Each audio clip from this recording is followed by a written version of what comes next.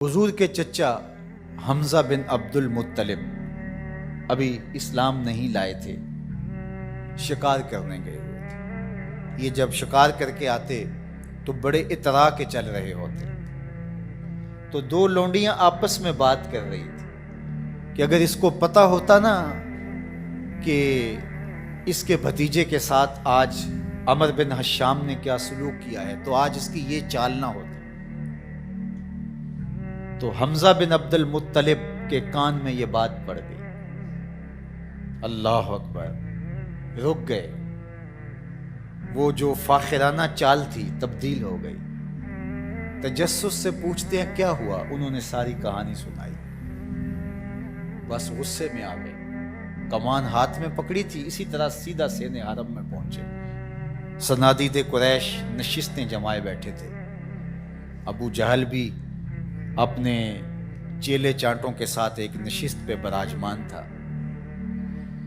کمان کو زور سے اس کے سر پہ مارا اور کہا کیا تو نے محمد کو لاوارث سمجھ لیا ہے صلی اللہ علیہ وسلم۔ خیر ابو جہل کا سر پھٹ گیا، اس کے چیلے چانٹے اٹھے، لیکن بڑا کائیں شخص تھا ابو جہل۔ اس نے کہا کہ یہ اس وقت تو تنہا ہے، لیکن اگر سلسلہ چھڑ گیا تو بنو ہاشم بھی آ جائیں گے، اور میں نے بہت سری زیادتی کی ہے۔ اس نے کہا بس بس بس چھوڑ دو، مجھ سے کچھ ہو گیا تھا۔ اب حضرت امیر حمزہ حضور کو تلاش کرنے لگے، اور حضور سین حرم میں سر جھکائے سجدہ ریز تھے، اور یہ جا کے پاس کھڑے ہو گئے، یا ابن اخی، اے میرے بھائی کے بیٹے۔ حضور نے سر نہیں اٹھایا، پھر انہوں نے کہا یا ابن اخی، اے میرے بھائی کے بیٹے۔ حضور پھر سجدے میں سر رکھ کے رو رہے ہیں، پھر انہیں تیسری مرتبہ کہا یا ابن اخی، اے میرے بھائی کے بیٹے۔ حضور سجدہ ریز ہے۔ میاں صاحب فرماتے ہیں اسی کسے دے کچھ نہیں لگ دے تے نہ کوئی ساڈا دردی۔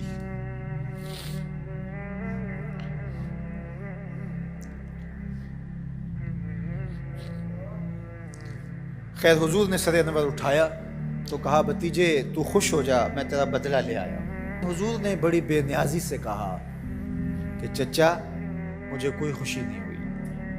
کہا میں اتنے بڑے سورما کا سر پھاڑ آیا ہوں۔ کہا مجھے کوئی خوشی نہیں ہوئی، بخت یاوری کر رہا تھا۔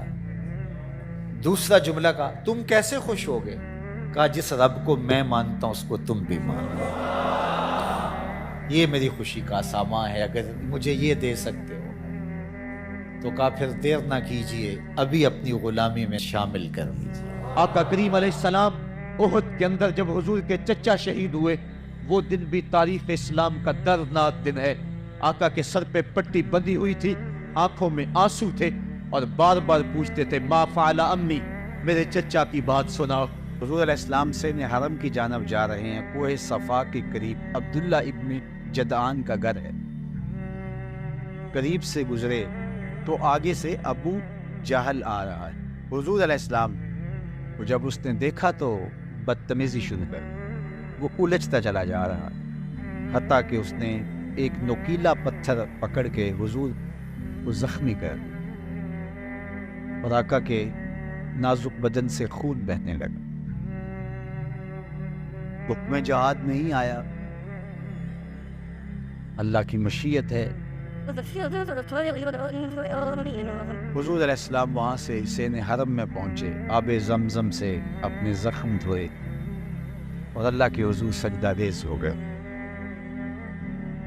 مالک تیرے رنگ، یاری تیری سونا پر ازمیشاں تیریاں اگ، سونا پرکھیا جامدہ ہے نال اگاں دے لگ۔ حضور کے چچا حمزہ بن عبد المطلب ابھی اسلام نہیں لائے تھے، شکار کرنے گئے۔ یہ جب شکار کر کے آتے تو بڑے اطراء کے چل رہے ہوتے، تو دو لونڈیاں آپس میں بات کر رہی تھی کہ اگر اس کو پتہ ہوتا نا کہ اس کے بھتیجے کے ساتھ آج عمر بن حشام نے کیا سلوک کیا ہے تو آج اس کی یہ چال نہ ہو۔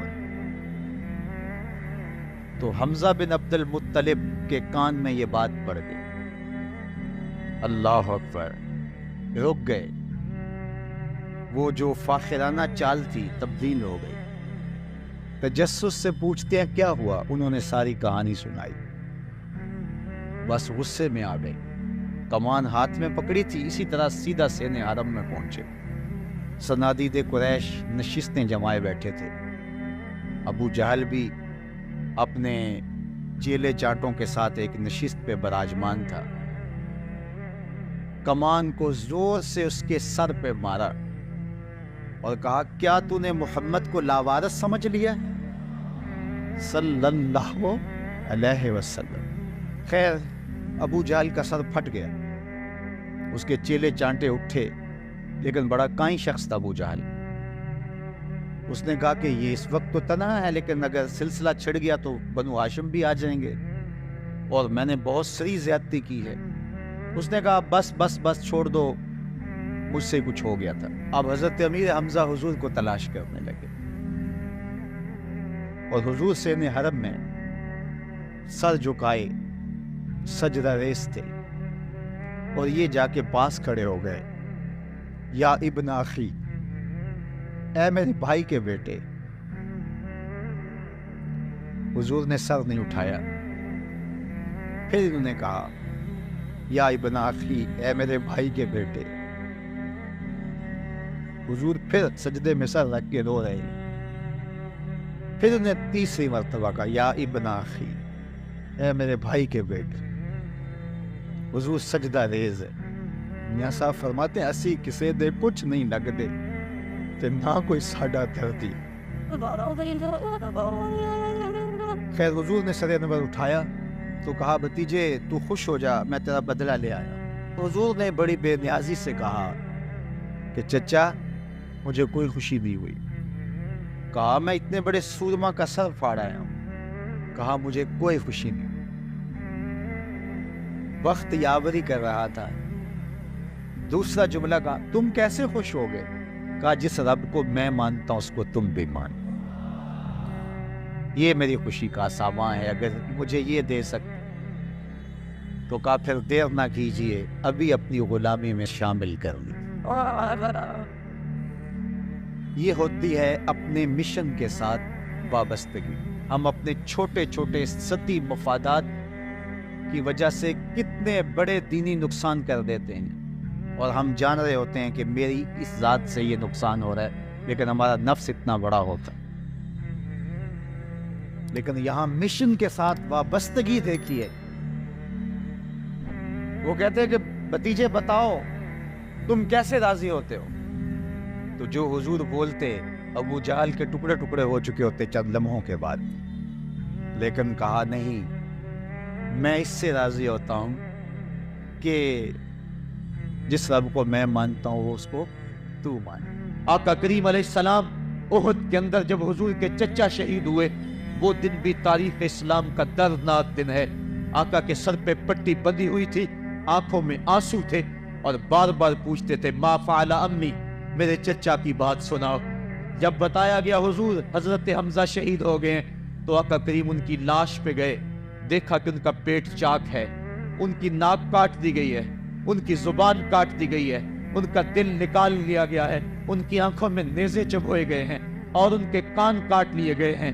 آقا کریم کی آنکھوں میں اشک تھے، اور آقا کریم ما فعل امی، میرے چچا کا کیا ہوا؟ آقا کریم اپنی زبان پہ یہ لفظ لا رہے تھے، اور پھر جب حضرت صفی آئیں اور ان کے پاس 2 کفن کے ٹکڑے تھے، 2 کفن کے کپڑے تھے، جب حضرت امیر حمزہ کو کفن دیا جانے لگا، کہا 7 انصاری کی لاش پڑی ہوئی ہے، کہا انہیں بھی کفن دو، میرا حمزہ 2 کپڑوں میں، اور اسے 1 کپڑا بھی نصیب نہ ہو۔ محمد عدل کرنے آیا ہے، انصاف کرنے آیا ہے۔ اب جب کپڑے پھیلائے گئے تو 1 کپڑا لمبا تھا، 1 کپڑا چھوٹا تھا۔ عرض کی حضور یہ جو بڑا کپڑا ہے یہ امیر حمزہ رضی اللہ تعالیٰ عنہ کو دے دیں، اور چھوٹا انصاری کو دے دیں۔ کہا نہیں، میں انصاف کرنے آیا ہوں، قرعہ ڈال لو کس کے حصے میں کون سا کپڑا آتا ہے۔ اور جب قرعہ ڈالا گیا تو چھوٹا کپڑا حضرت امیر حمزہ کے حصے میں آیا، اور بڑے کپڑے میں اس انصاری صحابی کو کفن دیا گیا۔ اب وہ کپڑا جب حضرت امیر حمزہ کا سر ڈھانپتے تھے تو پاؤں ننگے ہو جاتے، پاؤں ڈھانپتے تو سر ننگا ہو جاتا۔ آقا کریم فرمایا کپڑا سر کی طرف کر دو اور ازخر گھاس لے کر پاؤں کی طرف ڈال دو۔ اللہ کے محبوب علیہ السلام اس دن اتنے غم زدہ تھے کہ جب دوبارہ مدینے پہنچے تو حضور کو پکڑ کر کھچر سے سواری سے اٹھا کر حضور کو جو ہے وہ نیچے رکھا گیا۔ سخت تکلیف میں تھے، دکھوں کی زندگی، طائف کے بازار، پھر مدینے کے اندر جب وہ ماحول آیا، خوبصورتیاں آ گئیں، روشنی آ گئی، آسمان سے ہر دم نور اترنے لگا۔ وہ وقت گیا جب لوگ پتھر مارتے تھے، اب حکم ہو گیا خبردار میرے نبی کی آواز سے آواز بھی اونچی نہیں کرنی، خبردار تم نے میرے نبی سے کوئی مسئلہ پوچھنا ہے تو پہلے صدقہ لو، پھر فقیر ڈھونڈو، پھر خیرات کرو، پھر میرے نبی کی چوکھٹ پہ آؤ، تمہیں پتہ چلے کہ کس چوکھٹ پہ آ رہے ہیں، کس در پہ آ رہے ہیں۔ آقا کریم علیہ السلام اس ماحول کے اندر گھر میں خوش ہیں، آنگن میں خوشیاں ہیں، پھول کھلے ہوئے ہیں۔ حضرت ابراہیم علیہ السلام حضور کے شہزادے حضور کی ران پہ بیٹھے ہوئے ہیں۔ حضرت امام حسین بھی دوڑتے دوڑتے آئے اور وہ بھی حضور کی ایک ران پہ بیٹھ گئے۔ حضور کبھی حسین کو دیکھتے ہیں، کبھی اپنے فرزند کو دیکھتے ہیں، کبھی حسین کو دیکھتے ہیں، کبھی حسین کے ماموں کو دیکھتے ہیں۔ حضرت ابراہیم اور حضرت امام حسین رضی اللہ تعالیٰ عنہ دونوں کو دیکھ کر اللہ کے محبوب خوش ہو رہے ہیں۔ فرشتہ نے اذن مانگا، آقا کریم نے اذن دیا۔ اس نے عرض کی حضور ان دو میں سے ایک کا اختیار ہے، ایک کو ایک کے بدلے میں قربانی دینا ہوگی۔ اب قربانیوں کی وہ حرم سے جو داستان چلی تھی وہ تسلسل ٹوٹنے نہیں پا رہا ہے، وہ تسلسل جاری ہے۔ حضور نے ایک نظر حضرت ابراہیم کو دیکھا اور پھر ایک نظر حضور نے حضرت امام حسین کو دیکھا، پھر حسین کو پکڑ کے سینے سے لگایا اور کہا میں اپنے اس بیٹے پہ اپنے اس بیٹے کو قربان کر رہا ہوں۔ نسل اسماعیل کو باقی رکھنا تھا، اللہ تعالیٰ نے اس کے لیے دمبا بھیج دیا، کیونکہ حضرت اسماعیل علیہ السلام کی پیشانی میں نور مصطفیٰ چمک رہا تھا۔ سلسلہ وار یہ نور حضرت عدنان کی پشت میں پہنچا اور وہاں سے منتقل ہوتا ہوا یہ نور حضرت عبد المطلب کی پشت میں پہنچا۔ اللہ تعالیٰ نے انہیں 10 بیٹے عطا فرمائے۔ انہوں نے منت مانی تھی، اے اللہ اگر تو مجھے 10 بیٹے دے اور وہ جوان ہوں، تنو مند ہوں، تو میں ایک بیٹا تیرے راستے میں قربان کروں گا۔ جب حضرت عبداللہ جو کہ حضرت عبد المطلب کے چھوٹے فرزند تھے، ان کی عمر 18 سال ہوئی تو حضرت عبد المطلب کو اپنی منت یاد آئی۔ انہوں نے اپنے 10 بیٹوں کو بلایا، کہا بیٹا میں نے کعبہ کے رب سے یہ وعدہ کیا ہے کہ اللہ مجھے اگر 10 بیٹے دے گا تو میں ایک بیٹا اللہ کی راہ میں قربان کروں گا۔ اب تم بتاؤ تمہاری رائے کیا ہے؟ کہانی حرم کی پھر دوبارہ دہرائی جا رہی۔ کہا رائے بتاؤ۔ 10 کے 10 بیٹوں نے گردن خم کر دی۔ کہا ایک بیٹے کو ذبح کرنا ہے، کہا جس کو چاہو، کہا نہیں میں قرعہ ڈالتا۔ جب قرعہ ڈالا تو حضرت عبداللہ کے نام قرعہ نکل آیا۔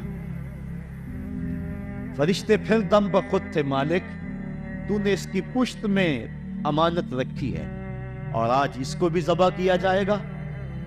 کائنات پر پھر کوہرام مچنے لگا۔ حضرت عبد المطلب آستینے چڑھا رہے ہیں، ہاتھ کے اندر چھری ہے۔ یہ خبر پورے مکے میں پھیل گئی، سارے سردار دوڑے آئے۔ کہا عبد المطلب یہ رسم تو نہ ڈالو، اس کا ادا کرنا مشکل ہو جائے گا۔ کہا میں نے کعبے کے رب سے یہ منت مانی تھی اور اللہ نے وہ منت پوری کر دی۔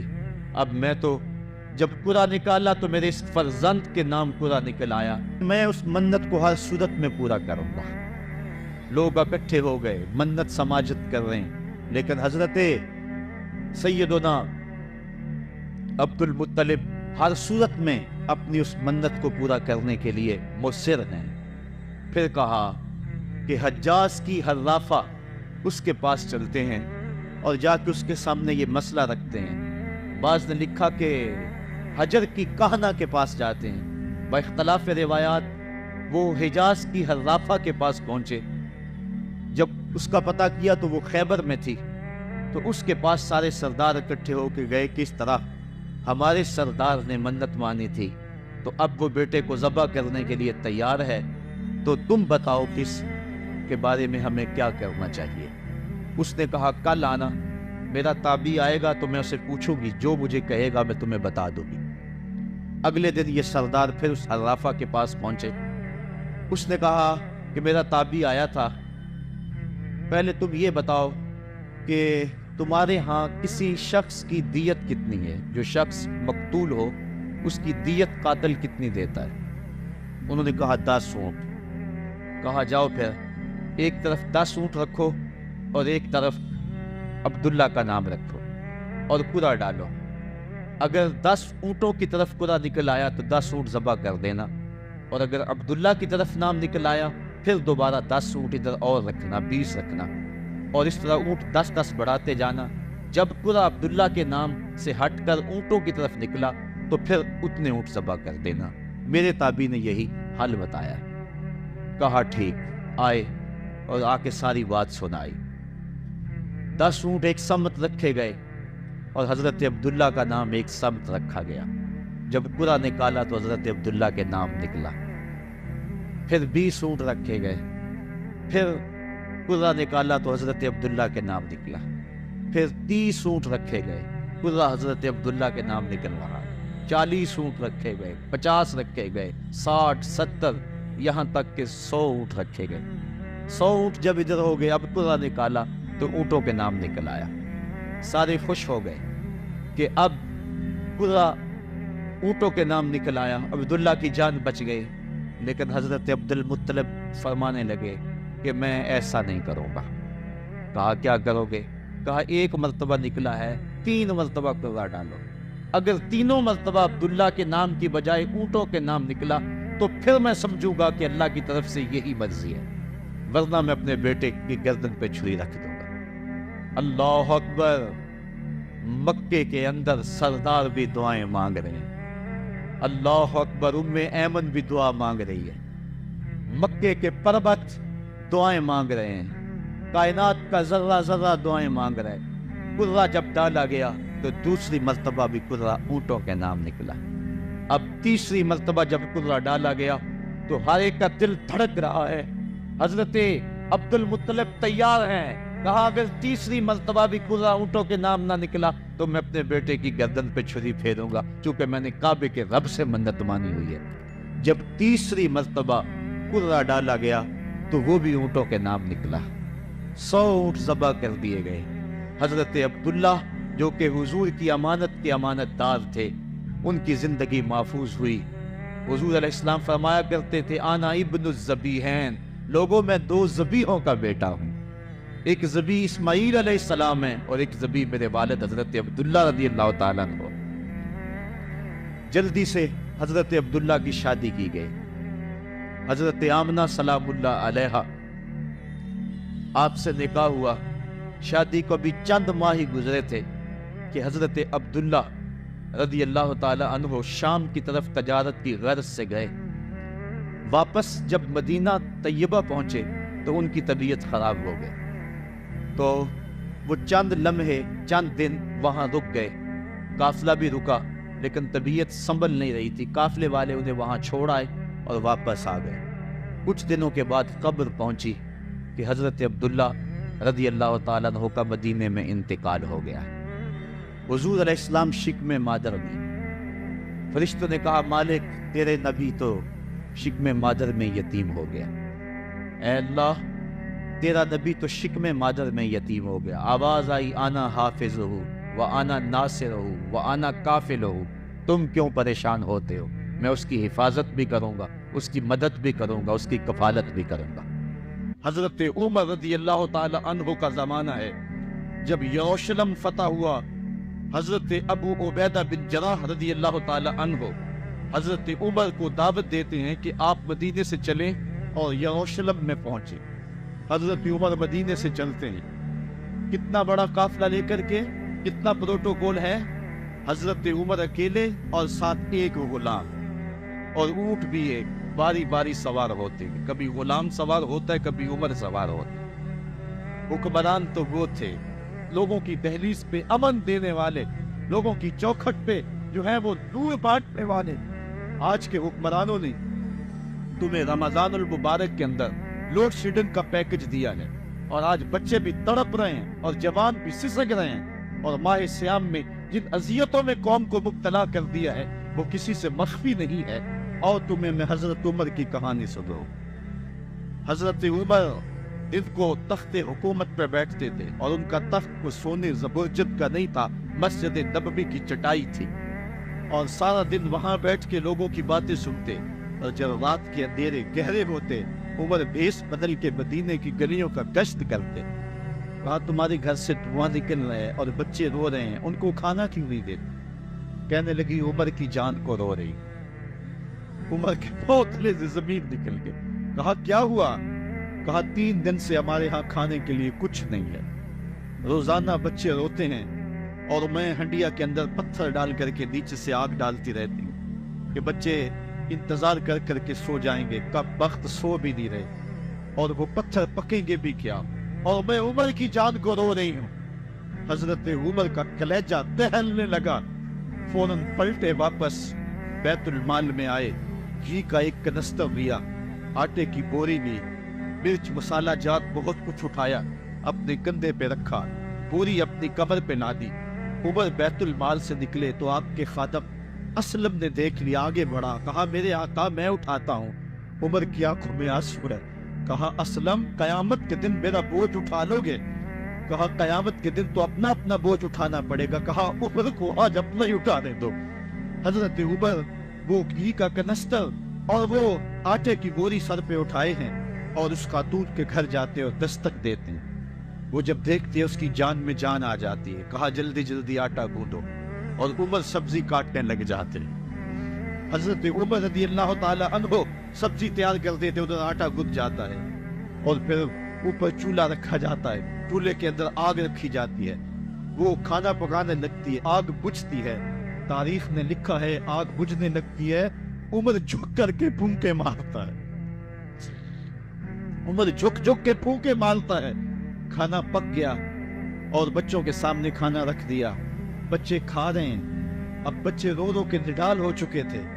حضرت عمر اپنے ہاتھوں کو اور اپنے گھٹنوں کو اور اپنے پاؤں کو زمین پہ لگا کے، جس طرح بکری کا بچہ چلتا ہے ویڑے کے اندر، کبھی ادھر چلتے ہیں کبھی ادھر چلتے ہیں، تاکہ بچے مجھے دیکھ کے خوش ہو اور دل میں کہتے ہیں عمر جتنا رلایا ہے اب اتنا ہنسانا بھی پڑے گا۔ تو کبھی عمر امیر المومنین، یہ میں کسی آج کے جو ہے وہ لوگوں کے ووٹوں پہ منتخب ہونے والے حکمران کی کہانی نہیں سنا رہا، میں اس عمر کی کہانی سنا رہا ہوں جو 23 لاکھ مربع میل کا حکمران ہے، آدھی دنیا کا بادشاہ ہے۔ حضرت عمر جو ہے جس طرح بکری کا بچہ چلتا ہے، اس طرح اپنے ہاتھ اور اپنے گھٹنے زمین پہ ٹیک کر کے جو ہے وہ اس طرح چلتے ہیں۔ بچے عمر کو دیکھ کے مسکراتے ہیں۔ جب بچے مسکرانے لگے تو حضرت عمر نے اس خاتون سے کہا بڑھیا عمر کو معاف کر دے۔ اس نے کہا تو اتنی ہمدردی کیوں کرتا ہے؟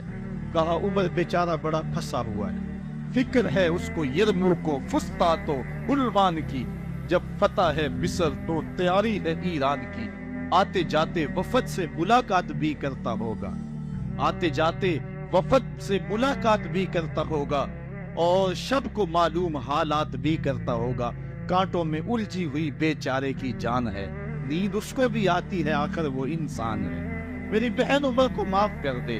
اس نے کہا نانا عمر کی بات میرے سامنے نہ کر، قیامت کا دن ہوگا، عمر کا گریبان ہوگا اور میرا ہاتھ ہوگا۔ جب اس نے یہ بات کہی تو عمر برداشت نہ کر سکے، بچوں کی طرح پلک پلک کے رونے لگے۔ کہا وہ بدنصیب عمر تیرے سامنے ہے، آج ہی کہنا جو کہنا ہے، قیامت کے دن مجھے معاف رکھنا۔ اس نے کہا تو عمر ہے؟ کہا بدنصیب عمر تیرے سامنے کھڑا ہوں۔